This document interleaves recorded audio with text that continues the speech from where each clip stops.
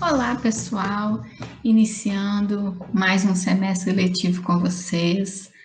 A nossa aula de hoje vai ser sobre o histórico da avaliação educacional e nós veremos diversas formas de avaliação, desde os tempos mais remotos da história antiga até a forma que se encontra hoje em dia.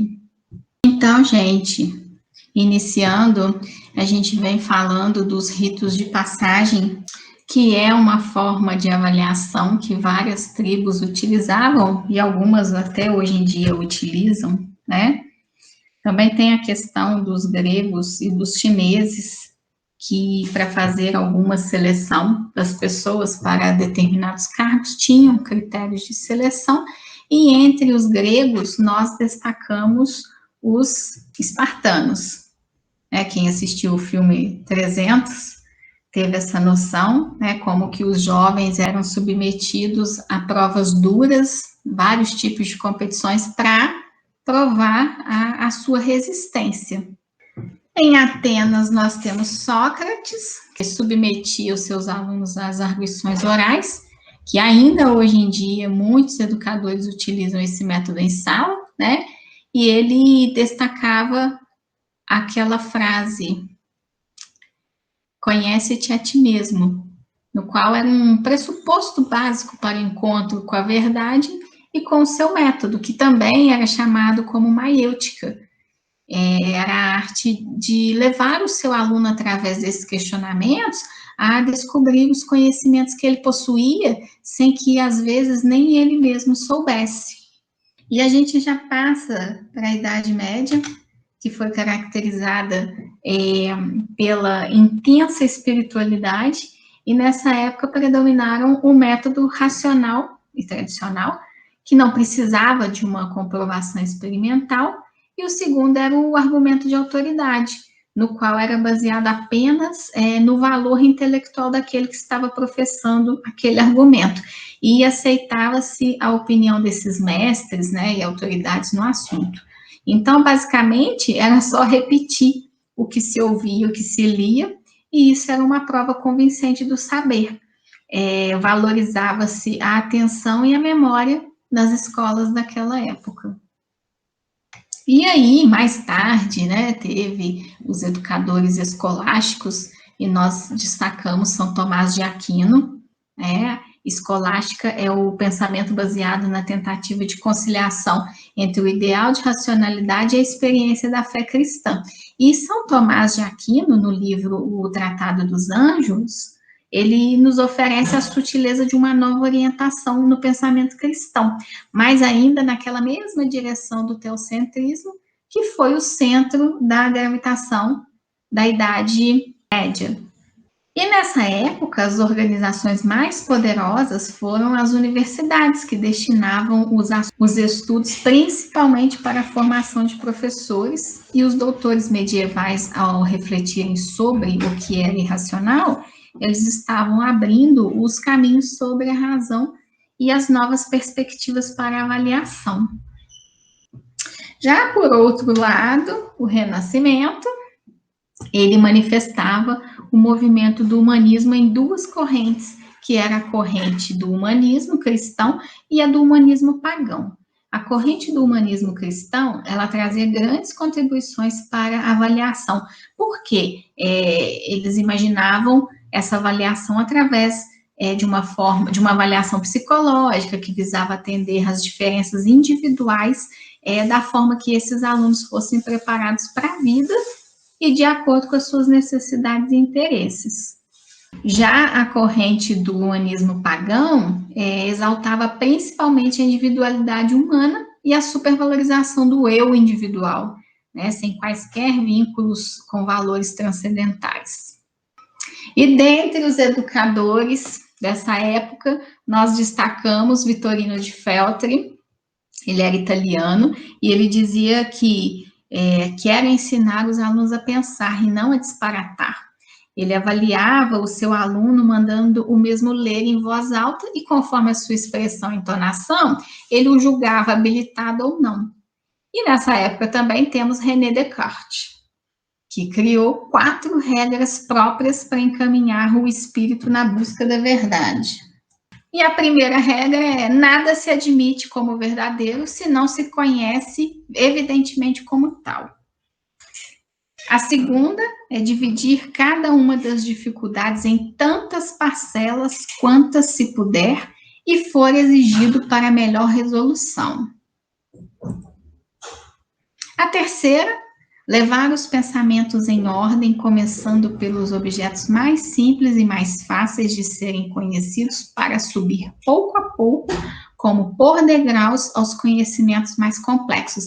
Aqui eu me recordo de um outro estudioso, Bloom, né, a taxonomia de Bloom, que fala basicamente isso também, né? O conhecimento é como uma escada, e conforme você vai elevando, vai subindo os degraus dessa escada, você vai tendo conhecimentos mais complexos. Quem não conhece a taxonomia de Bloom, se ainda não viu, é interessante vocês darem uma lida, porque tem tudo a ver com esse assunto, tá? Com avaliação. O quarto, fazer em todas as partes enumerações tão completas e inspeções tão gerais que esteja certo de nada omitir. E as escolas religiosas, tanto católicas quanto as protestantes, elas insistiam nas arguições, né? Em 1702, na Inglaterra, foi usado pela primeira vez o exame escrito. E só depois do século XVII que começa a formação das primeiras escolas modernas, e a avaliação começa a ter uma forma mais estruturada. E nessa época, 2 áreas de estudo se destacam: a docimologia e a psicometria. A docimologia seria o estudo sistemático dos exames, o sistema de atribuição de notas e do comportamento dos examinadores e dos examinados.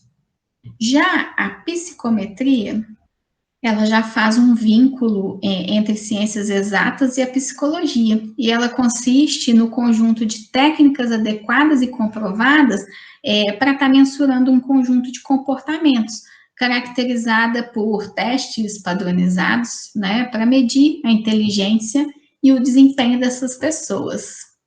E passando para o termo avaliação educacional, que foi primeiramente proposto por Ralph Tyler em 1934, na época em que surgiu a educação por objetivos, e o objetivo maior era conhecer o porquê do fraco desempenho dos negros americanos, isso nos Estados Unidos. E aí, em 1965, a avaliação já passou a fazer parte de algumas matérias que utilizavam abordagens qualitativas. E nesse mesmo ano, nos Estados Unidos, saiu uma lei sobre educação primária e secundária, e foi dessa maneira que a avaliação passou a fazer parte de outras áreas, deixando de ser monodisciplinar e assumindo essa forma mais ampla.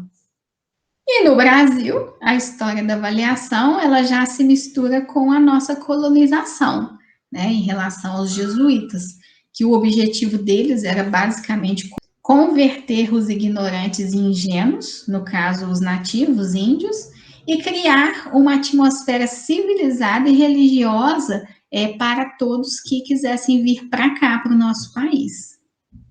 E prosseguindo no nosso material, vem conceitos básicos de medida e avaliação e a sua diferença, tá? Então, medida é o aspecto quantitativo e a avaliação abrange o qualitativo. Então, assim, simplificando, tem um autor que nos fala no material, Costa. A medida, ela é muito importante na escola, porque é a partir dela que nós podemos dar os passos seguintes da aferição da aprendizagem.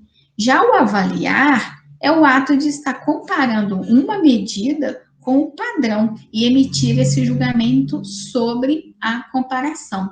E o exemplo que o autor coloca é o quanto esse aluno é bom ou ruim naquilo que se estava avaliando. E o professor, ele tem que ter muito cuidado de que as notas são dadas de forma injusta para os alunos devido aos seus critérios utilizados. E são utilizados os métodos impressionistas. E o que é isso? O que seria um método impressionista? É aquela impressão geral que o professor tem a respeito do aluno, lhe dando uma nota máxima ou mínima. Ainda nós temos o método comparativo, que seria onde o professor tem o ideal do aluno, né? Aquele aluno perfeito, estudioso, que tudo faz, e aí, a partir daí, ele considera os outros, os piores, conforme as notas vão diminuindo. E segundo Vasconcelos, outro autor, tem que haver a distinção entre avaliação e nota, né? Porque a avaliação, ela é um processo que precisa de uma reflexão crítica sobre a prática, verificando avanços e dificuldades.